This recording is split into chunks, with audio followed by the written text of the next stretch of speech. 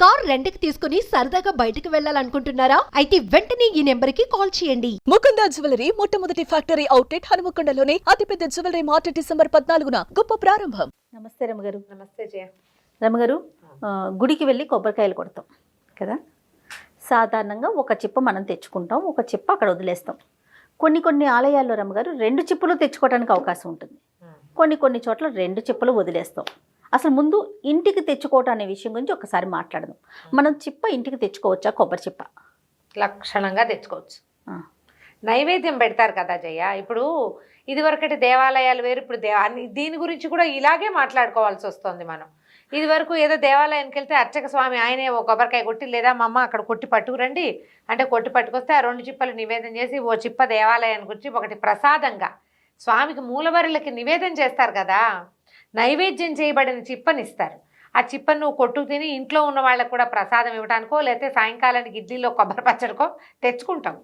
అందులో భయం లేదు, అనుమానం లేదు. మీరు ఇదివరకు విషయం చెప్పారు కాబట్టి క్రమంగా ఇంకొక విషయం, ఇదివరకు చక్కగా 2 చిప్పులు ఆయన దగ్గర పెట్టి నివేదించి ఒకటి మనకి ఇచ్చేవాళ్ళు. ఎంత తృప్తిగా ఉండేదో. అవకాశం ఉందా రమ్మగారు? ఇప్పుడు లేదు. ఇప్పుడు అదే నేను చెప్పబోతున్నా, ఇదివరకటిది ఇప్పటిది అని. ఇప్పుడు ఏం చేస్తాము, కొన్ని దేవాలయాలు ఎక్కడో కొడతాం, కొబ్బరికాయ పట్టుకెళ్ళడం కూడా వేస్టే అనిపించేస్తూ ఉంటుంది ఒకసారి. పైగా కొట్టేసరికి కొన్ని గుళ్ళలో నిన్న పండి చెప్పాడు కదా, ఈ కాయ కొడితే చిప్ప టవకి మన కింద పడిపోతుంది. ఒక ఈ పిల్లకి పిచ్చకుంటుంది, పిలకాలు ఆ వెనక అది పట్టుకుంటారు, అది మన చేతిలో ఉంటుంది. తీరా ఆ గుళ్ళోకి తీసుకెళ్తే వాళ్ళేం దేవుడి దగ్గర చూపించరు, ఏం లేదండి, నివేదన లేదు. గుళ్ళో ఓ కాయ కొట్టి మనం దేవాలయ ప్రాంగణంలో ఓ కొబ్బరికాయ కొట్టి ఓ చిప్ప ఎవరు తింటారో ఏం చేస్తారో ఏమవుతుందో మనకు తెలియదు. ఆ కింద పడ్డవి ఎప్పుడో తీస్తారు బహుశా.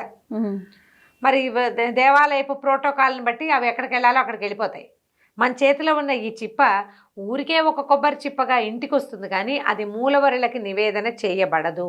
ఆ ఆలయ ప్రాంగణంలో కొట్టాము మనకు ఒక తృప్తి, అంతే. నేను కొబ్బరికాయ కొట్టా అంతే. దేవాలయానికి కొబ్బరికాయలు పట్టుకెళ్తాం అనే ఒక సిద్ధాంతానికి అలవాటు పడిపోయి ఇక అదే జయ, నేనైతే చెప్తాను, నేను ఏవి పళ్ళు పువ్వులు కొబ్బరికాయలు తీసుకెళ్ళు. నేను కూడా అంతే. నాకు ఈ 2 చేతులతో దండం పెట్టుకోవాలని ఉంటుంది. ఈ వస్తువులు ఉంటే వాటి మీద ధ్యాస ఉంటుంది, అందుకని నేను పట్టుకెళ్ళను. అయితే చెప్తాను, ఇప్పుడు ఆ మాట చెప్పాలి. మనం శుక్రవారం రాహుకాల పూజ చేయించుకునేదాన్ని కొంతకాలం క్రితం. అప్పుడు కొంచెం తీవ్రమైన అనారోగ్యాలు, ఇబ్బందులు ఏవో చాలా ఉన్నాయి.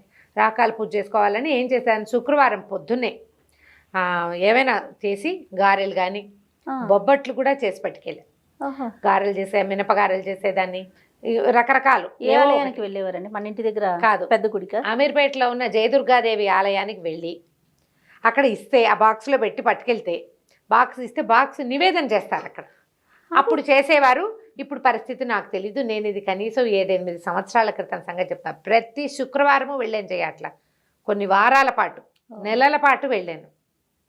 ఆ బాక్స్ పట్టుకెళ్తే ఆ బాక్స్ని నేను అందరికీ నివేదన చేశారు కదా, కనపడే వాళ్ళందరికీ పంచిపెట్టేసి 4 వస్తువులు ఏవైతే అవి మిగిల్చి పట్టుకొచ్చి ఇంట్లో పిల్లలకి, మా సత్యవతి సార్లు అవి ఉంటే వాళ్ళకి, అంతే.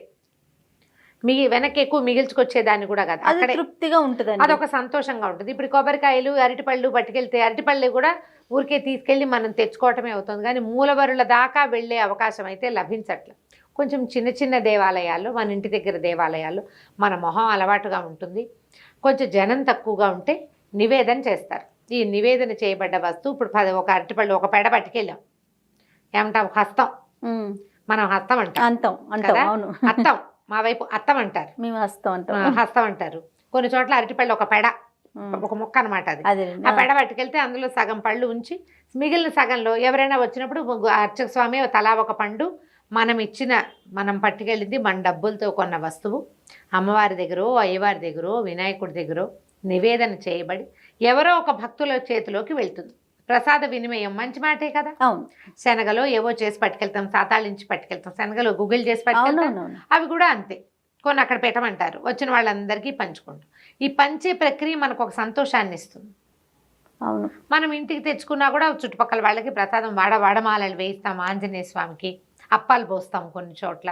ఇవన్నీ కూడా మనకి ఆనందాన్ని కలిగిస్తాయి. అలాగే ఈ కొబ్బరికాయ కూడా కొంత ఆనందాన్ని కలిగిస్తుంది, కానీ ఇప్పుడు అసలు నివేదన లేనప్పుడు ఏ కొబ్బరికాయ ఎందుకు? కనీసం మన ఇంట్లో దేవుడి దగ్గర కొట్టుకుంటే 2 చిప్పలు తనివి తీరా స్వామికి నివేదన చేసుకుని ఆ తర్వాత మనం భుజించవచ్చు.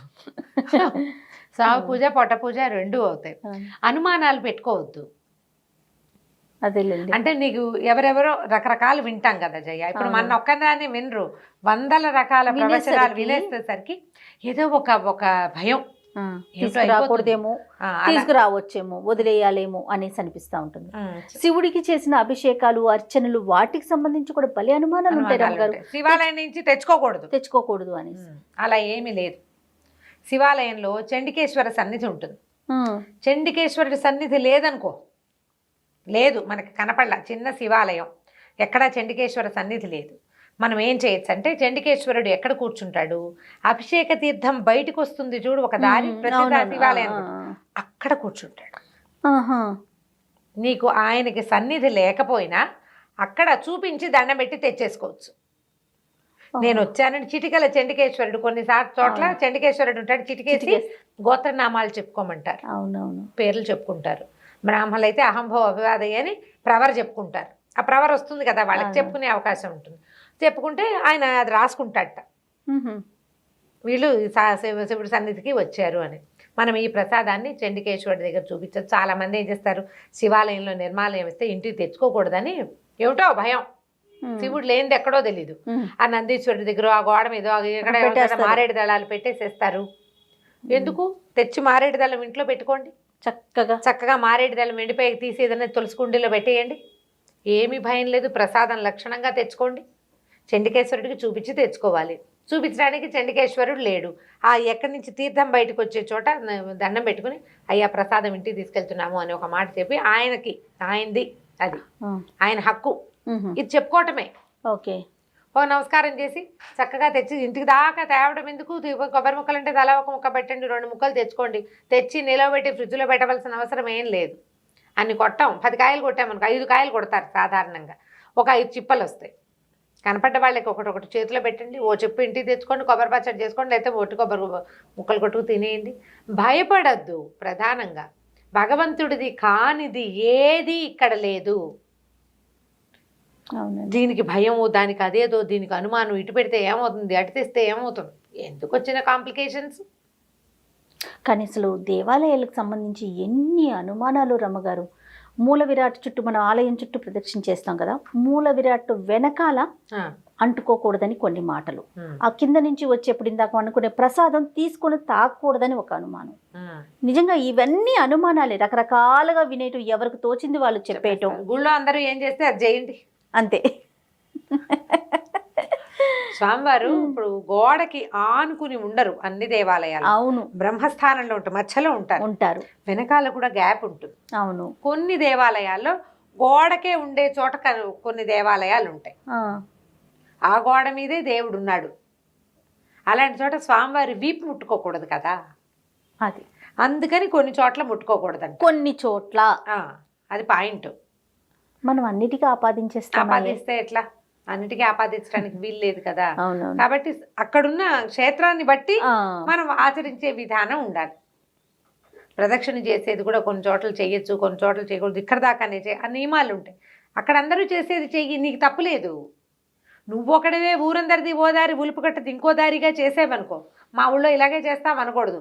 ఈ గుళ్ళో ఏం చేస్తారో అది చేయాలి, అది చెయ్యి.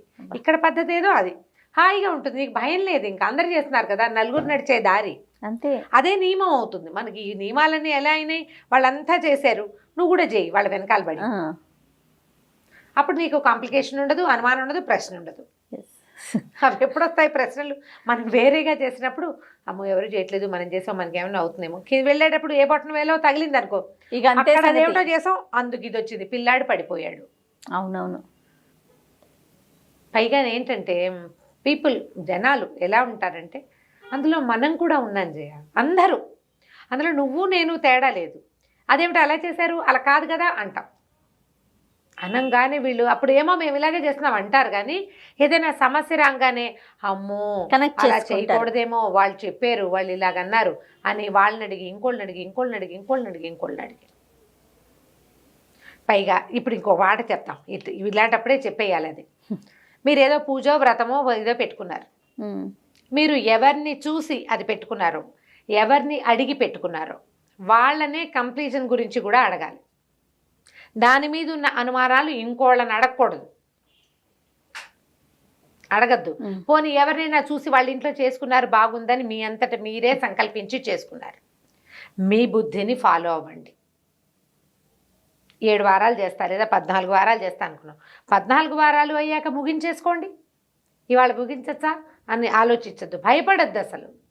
అలా భయం కొలిపే వ్యవహారం జోలికి భగవంతుని విషయంలో వెళ్ళబోకండి. మీకు హాయిగా ధైర్యంగా దేవుణ్ణి కొలుచుకోగలిగే అవకాశం ఆలోచన ఉంటే అలా కొలిచేయండి అంతే. ఎవరి పిల్లని వాళ్ళు పెంచుకున్నట్టేనమ్మా. అంతే కదా రమ్మగారు, అంతే కదా, బాగా చెప్పారు. ఎవరి బిడ్డని వాళ్ళు పెంచుకున్నట్టే ఎవరి భగవంతుడిని వాళ్ళు కొలుచుకోవాలి. నియమాలు ఉన్నాయి, ధర్మం ఉంది, ఆచరణ ప్రత్యేకంగా చేయాలి.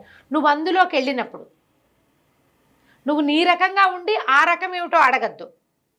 నువ్వు ఆ రకంలోకి పూర్తిగా ప్రవేశించదలుచుకుంటే అప్పుడు నీకు నియమం. సగం ఆ నేత సగం ఈ నేత చేయకూడదు. ఒక వస్త్రం నేయాలంటే 2 ఒకటి మొత్తం కలిపి ఒకటే నేయాలి. సగం ఒకటి నేసాక సగం చేతకాని వాడు సగం చేతైన వాడు నెయ్యకూడదు బట్టల్ని. జీవితం కూడా అంతే, మన ధర్మం కూడా అంతే. నీకు తెలిసిన ధర్మాన్ని అనుసరించి వెళ్ళిపో, ఖచ్చితంగా అనుసరించది, నీకేం భయం లేదు. ఇలా కాకుండా ఇతరుల ధర్మాలని ఆచరించాలని పెట్టుకుంటే చాలా సమస్య అయిపోతుంది. భయం నీకు అంతే, భయం అండి, రకరకాల భయపడుతూ ఎలా పూజ చేస్తావు, దేవాలయం నుంచి దర్శనం చేసుకుంటావు, ప్రశాంత చిత్తం కోసం కదా మనం వెళ్తాం. అవును, ఈ టెన్షన్లు ఎందుకు వచ్చిన గోలా, ఎందుకు వచ్చిన టెన్షన్ కదా.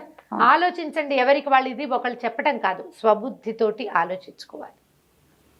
ఆలోచిస్తే మనకు తెలిసిన దేవుడి దగ్గరికి ఎందుకు వెళ్తాం, హాయిగా కాసేపు కూర్చుని కృష్ణ రామ అనుకుని ప్రశాంతంగా. ఒక పవర్ హౌస్ కదా దేవాలయం అంటే, అందులోకి వెళ్ళి ఎనర్జైజ్ అవుతాం, ఛార్జ్ అవుతాం. అనుమానంతో కాదు, భయాలు పెట్టుకోవద్దు. భగవంతుడు మనల్ని నడిపించడానికి ఉన్నాడు, ఇంకేదో చేసేయడానికి లేడు. భయపెట్టడానికి కాదు ఆయన ఉన్నది, నడిపించడానికి ఉన్నాడు. మనని నడిపించేవాడి చెయ్యి గట్టిగా పట్టుకో, అటు ఇటు దిక్కులు చూడకు. ఆయన ఎటు నడిపిస్తే అటు వెళ్ళిపో చక్కగా, ప్రశాంత చిత్తంతో హాయిగా ఉంటుంది. అసలు ఏ కాంప్లికేషన్స్ ఉండవు, క్వశ్చన్లు ఉండవు. ఎంత బాగా చెప్పారు అమ్మగారు. నమస్తే. నమస్తే శ్రీ.